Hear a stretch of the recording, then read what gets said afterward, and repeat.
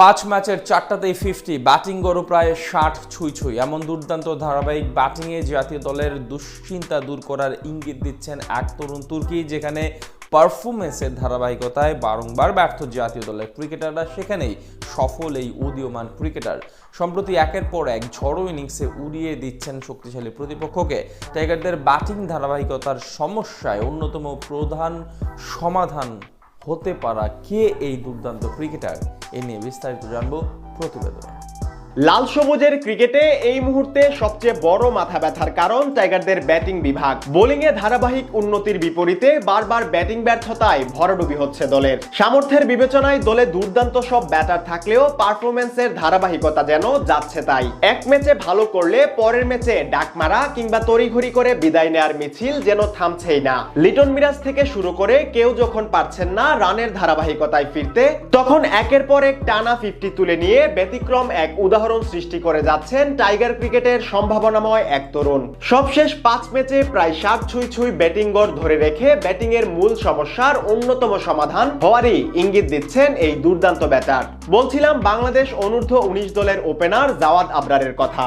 সবশেষ যুবাদের Asia cup জয়ী দলের অন্যতম সদস্য এই ডানহাতি ওপেনার। দলের হয়ে অসাধারণ পারফরমেন্স করে এশিয়া কাপে সবার নজর কাড়েন জাওয়াদ। এরপর দুর্দান্ত ব্যাটিং ধারাবাহিকতা দেখিয়ে দলের অপরিহার্য ব্যাটার হিসেবেই নিজেকে তৈরি করেছেন এই খুদে টাইগার। সম্প্রতি একের পর এক বিধ্বংসী ইনিংস খেলে জাতীয় দলে আসার পথটাও অনেকটা এগিয়ে নিচ্ছেন তিনি। গেলদিন জিম্বাবুয়ের যুবাদের বিপক্ষে ওয়ানডে ম্যাচে মাত্র 63 বলে 82 রানের এক নান্দনিক ইনিংস খেলেন 130 স্ট্রাইক রেটে, যেখানে মোট 54 রান এসেছে শুধুমাত্র বাউন্ডারি থেকে।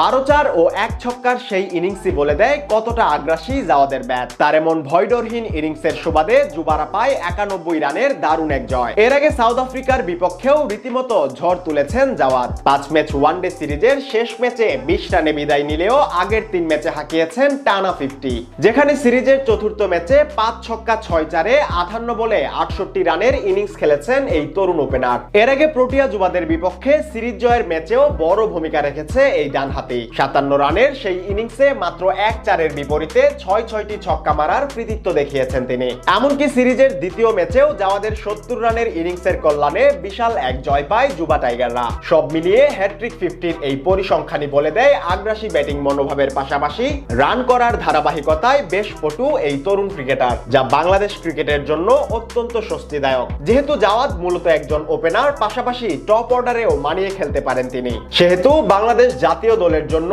তিনি হতে পারেন অন্যতম আশার আলো। সম্প্রতি জাতীয় দলের ইমন তামিমদের ভয়ডরহীন ক্রিকেট সবার নজরে এসেছে, পাশাপাশি ব্যাটিং ধারাবাহিকতার ঘাটতিও নজর এড়ায়নি। সবশেষ সিরিজগুলোতে এক ম্যাচে ভালো খেললে পরের ম্যাচে রান খরায় ভুগতে দেখা গেছে এই ওপেনারদের। এছাড়া টপ অর্ডারের ব্যাটারদেরও একই অবস্থা। দু একজন বাদে কেউই ধারাবাহিক পারফর্ম করতে পারছেন না সেভাবে। সেখান থেকে টাইগার ব্যাটিং এর এই বড় সমস্যার সহজ সমাধান হতে পারেন জাওয়াদ আবরার।